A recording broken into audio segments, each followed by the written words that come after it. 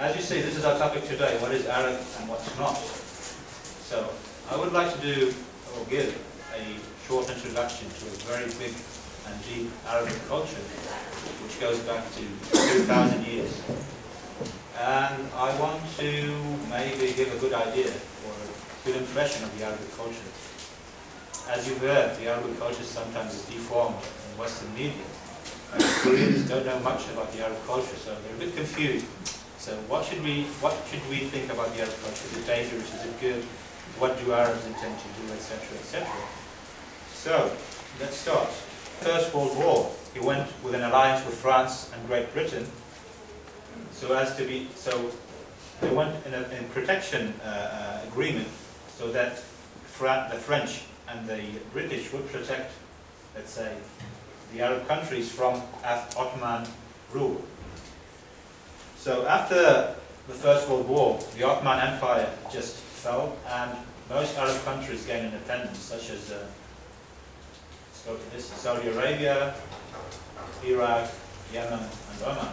Even during the Ottoman Empire, these provinces weren't totally under control of the Ottomans.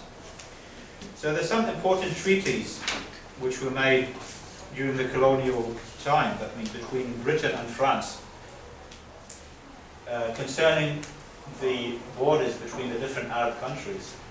Most of these countries, let's say Northern Africa, were under French occupation, French colonialism power. These countries here were mostly British dominated. So through the Treaty of Sykes-Picot, 1916, France and Britain agreed on dividing Arab countries into these borders you see today. Most of these Arab countries gained independence until 1971. United Arab Emirates was the last Arabic country gaining independence from British rule.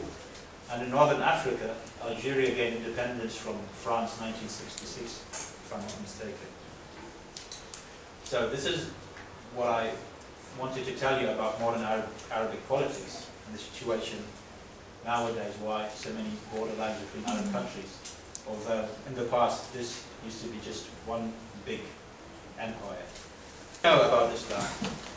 Most Koreans, I think, don't know much about Islam. Maybe they've heard the Quran during the news, but do you know what Muslims believe in? Well, the status between men and women, I once attended one of my friends Arabian, and there was a ceremony after marriage, but very strangely, the women and men go into different rooms to celebrate the marriage, and they say we're not getting along. And that part I really couldn't understand. They attended the marriage as a part of the friend of the ceremony, but they do enjoy the party separately. Well, this is a conservative Arabic, typical conservative Arabic wedding or Islamic wedding. You'll see a video of the engagement party of my sister, which is a bit mixed, so it's different, differs from family to family. So, but this is a usual Islamic wedding. So I can show you how we pray, the movements of praying. So this is a prayer rod usually used if you pray in home. In a mosque you don't have this. So usually you just spread it out in front of you. Take off your shoes. And so I'll just show you the moves. So you just raise your hands, put your hands, you recite something from the Quran, raise your hands again, go like this, raise your hands again, and then you go like this. Once, and then twice, once, and then you stand up. So it depends on which time of prayer it is. This is one unit of prayer. So you do this at least 5 times a day. So this is the movements. It's very similar to Buddhist movements. So now I would like to come to Arabic music, something more interesting. So Arabic music was present since 400 AD. We used to have many poets which wrote very good literature. Singing was just, let's say, predominantly done by women, just for entertainment.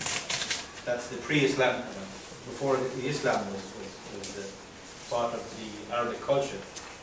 After that, during the Islamic, let's say, period in the Arab world, music excelled due to the influence from the Greek music, Indian music and Persian music.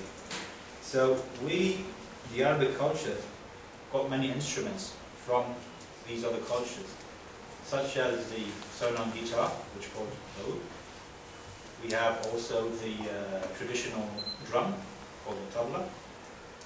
Then we've got many other instruments. We've got the flute, and then we've got something similar to the Asian violin, called rababa. So you can see some of these instruments.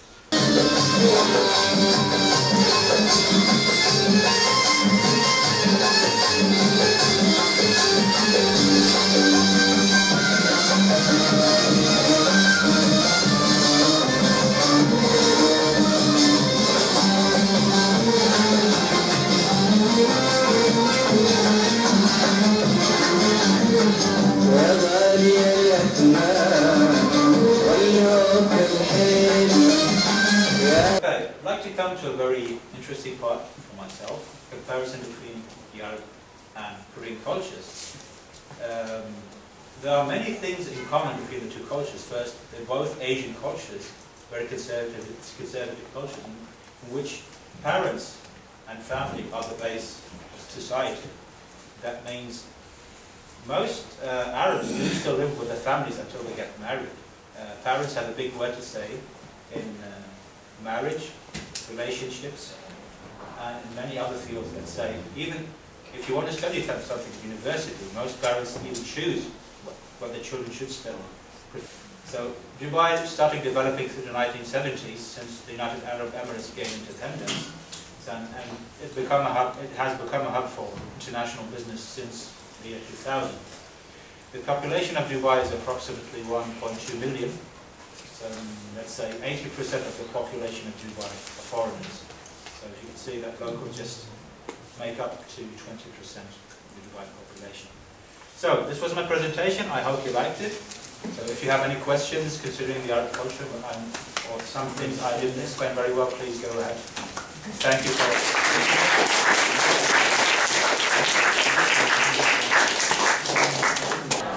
Hi, we come from the Changsang High School that's located in Changsang, and we're part of the Advanced English program, and to get the students to have a better experience in English environments. And we know there's an introduction with the Arab culture, but actually it was really impressive. I talked to the speaker before that we had a really good chance to get to know about the relationship between Korean and Arab countries, and a little bit sensitive issue about the political and religious as well.